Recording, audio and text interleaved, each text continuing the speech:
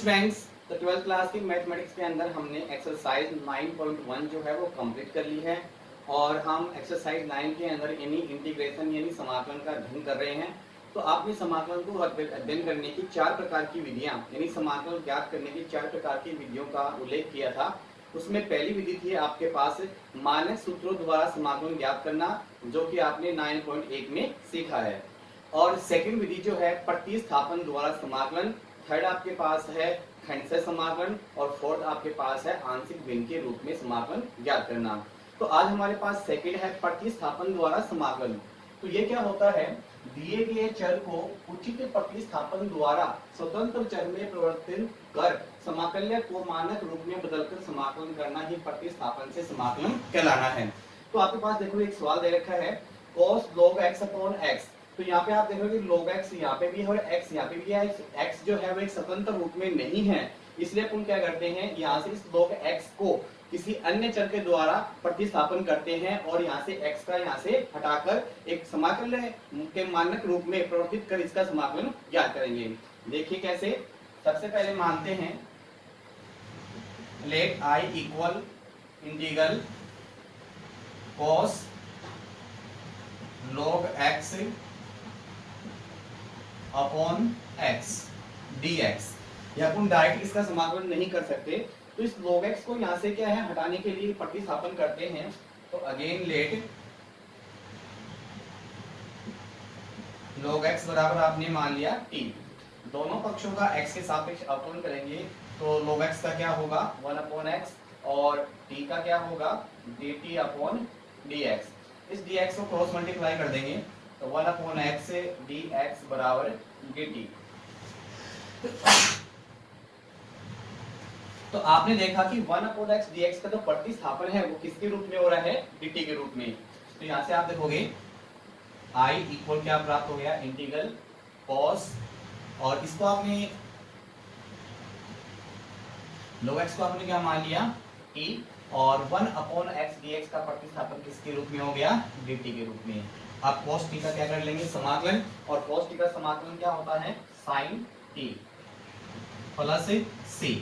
यहाँ से sin t की वैल्यू रख देंगे जो कि हमारे पास क्या थी log x प्लस c, आपका आंसर हो गया। तो आपने देखा दिए गए चर को उचित प्रतिस्थापन द्वारा स्वतंत्र चर में परिवर्तित कर समाकलन को मानक रूप में बदलकर समाकलन ज्ञात करना ही प्रतिस्थापन समाकलन कहलाता है। तो यहाँ से आप देखोगे x जो चर है वो क्या है एक स्वतंत्र रूप में नहीं होने के कारण अपन यहाँ से log x को t मानकर दिए गए सवाल को एक स्वतंत्र रूप से चर में परिवर्तित कर इसका समाकलन ज्ञात करेंगे। तो आपने लिखा log x को आपने t मान लिया, फिर log x का दोनों पक्षों में आप क्या है x के सापेक्ष अवकलन करेंगे। तो 1 log x का डेरिवेटिव होगा 1 अपॉन x और t का होगा x के सापेक्ष dt अपॉन dx। dx को क्रॉस मल्टीप्लाई कर देंगे तो 1 upon x into dx equal क्या होगा dt। तो आपने देखा कि 1 अपॉन x dx का जो प्रतिस्थापन है वो किसके रूप में हो जाएगा dt के रूप में। तो यहाँ पे आप देख रहे हो cos t, क्योंकि आपने log x को मान रखा है t मान रखा है dt। तो यहाँ पे स्वतंत्र चर क्या आ गया t आ गया, और cos t का समाकलन क्या होता है sin t प्लस c, जहाँ पे c क्या होता है समाकलन स्थिरांक होता है। यहाँ पे t की वजह रखेंगे तो sin t के बराबर क्या माना था आपने log x, तो आपके पास क्या आ गया sin log x plus c। इस प्रकार से हम दिए गए सवालों का प्रतिस्थापन द्वारा समाकलन ज्ञात करेंगे। यदि हमारे पास क्या रेखिक फलनों का समाकलन करना है, जैसे अपने पास दे रखा है ax प्लस b की पावर n, तो अपन क्या इसका प्रतिस्थापन करते हैं, इसको t मानते हैं तो क्या बनता है ये t की power n plus 1 upon n plus 1 into plus c। तो आप देखोगे यहाँ से आप क्या होगा अपन डायरेक्ट याद कर सकते हैं ax प्लस b की पावर n का समाकलन प्लस b की power n plus 1 upon a into n plus 1 plus c, but n does not equal minus 1। Integral 1 upon ax plus b dx होगा 1 upon a log ax plus b plus c, जहाँ पे a का मान 0 से बड़ा होना चाहिए। Integral a की power ax plus b dx का समाकलन होगा e की power ax plus b upon a plus c। sin ax plus b dx का समाकलन होगा minus cos ax plus b upon a plus c। cos ax plus b dx का समाकलन होगा sin ax plus b upon a plus c। तो आपके पास क्या है कुछ रेखीय समीकरण या रेखीय फलन दिए हुए हैं, उनका आप क्या है डायरेक्ट समाकलन कर सकते हैं, जिसके लिए आपको ये फॉर्मूले याद रखने होंगे। तो आइए स्टार्ट करते हैं आज एक्सरसाइज 9.2।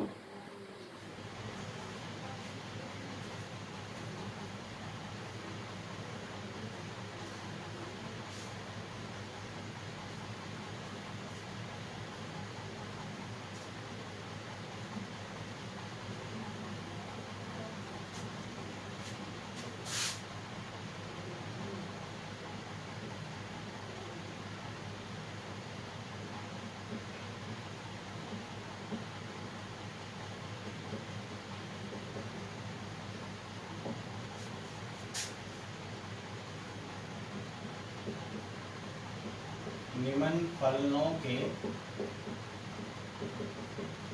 x के सापेक्ष समाकलन कीजिए। तो आपके पास पहला क्वेश्चन है x into sine x square. तो आप देख रहे हो यहाँ पे सर जो x है वो एक स्वतंत्र रूप में नहीं है, इसको अपन क्या स्वतंत्र रूप में करते हैं। तो आप देखो यहाँ से मानते हैं let i equal integral x sine x square dx। यहाँ से अपन एक्स स्क्वायर को t मानते हैं तो उसका प्रतिस्थापन x से dx के रूप में हो जाता है।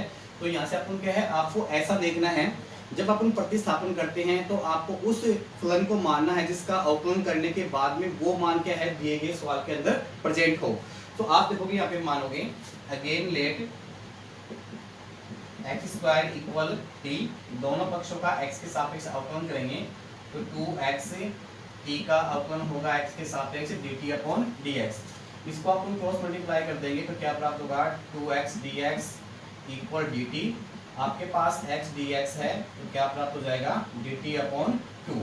तो आप देखोगे x dx का जो प्रतिस्थापन है वो किसके रूप में हो जाएगा dt अपॉन 2 के रूप में। तो आपने देखा कि i बराबर क्या प्राप्त हो जाएगा हमें साइन एक्स स्क्वायर को आपने t माना है और x dx आपके पास क्या बन जाता है dt अपॉन 2। 1/2 पॉजिटिव वैल्यू बाहर आ जाएगी तो आपके पास क्या आ गया यहाँ पे साइन t dt। अब साइन t का डायरेक्ट समाकलन हो जाता है और वो क्या होता है 1/2 साइन t का होता है minus cos t plus c। तो माइनस 1/2 कॉस और t का मान रख देंगे यहाँ पे क्या है एक्स स्क्वायर प्लस c। आपका क्या हो गया आंसर हो गया।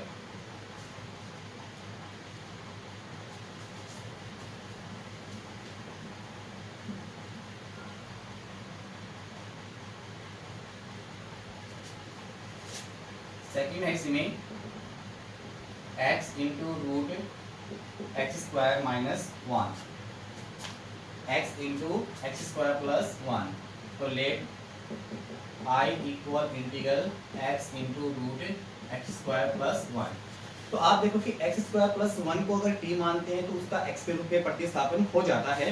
तो अपन मानते हैं again let x square plus 1 equal t और यहाँ पे रूट है तो क्या माना जाएगा अपने पास टी स्क्वायर, जिससे इसका वर्गमूल भी साथ में निकल जाएगा। अब यहाँ पे दोनों पक्षों का x के सापेक्ष अवकलन करेंगे तो एक्स स्क्वायर का 2x और 1 का 0, t का 2t और t का आपके पास dt अपॉन dx।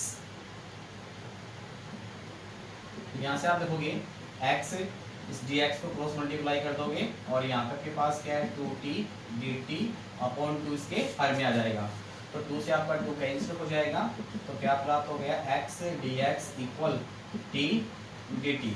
तो आपके पास i क्या प्राप्त होगा इंटीग्रल आपने मान रखा है रूट टी स्क्वायर और इंटू क्या आपके पास क्या है t dt। टी स्क्वायर का वर्गमूल होगा t इंटू टी dt। ये आपके पास क्या आ गया टी स्क्वायर dt। तो टी स्क्वायर का समाकलन क्या होगा t cube upon 3 plus c, यानी x की पावर n का समाकलन होता है x की power n plus 1 upon n plus 1। तो t की पावर 2 प्लस 1 अपॉन 2 प्लस 1 क्या बनेगा t की पावर 3 अपॉन 3 प्लस c। यहाँ से अपन t की वैल्यू रखते हैं। t की वैल्यू हमारे पास क्या है रूट एक्स स्क्वायर प्लस 1 और पावर कितनी है 3 अपॉन 3 प्लस c। इसको आप सकते 1/3 और एक्स स्क्वायर प्लस 1 और ये रूट का मतलब क्या होती है पावर 1/2 होती है तो 1/2 इंटू 3 प्लस c। तो 1/3 इंटू एक्स स्क्वायर प्लस 1 की पावर 3/2 प्लस c आपका आंसर हो गया। इस प्रकार से सभी विद्यार्थी इन प्रश्नों को रफ में निकालेंगे और रफ में निकालने के बाद में फिर कॉपी में नोट करेंगे और नोट करने के बाद में उसे व्हाट्सएप के माध्यम से चेक कराएंगे। अपने चैनल को और अधिक लोकप्रिय बनाने के लिए और जैसे ही नई वीडियो अपलोड होता है सबसे पहले आपके पास उपलब्ध हो, इसलिए सभी विद्यार्थी इसको सब्सक्राइब एवं लाइक अवश्य करेंगे। Okay bye, thank you.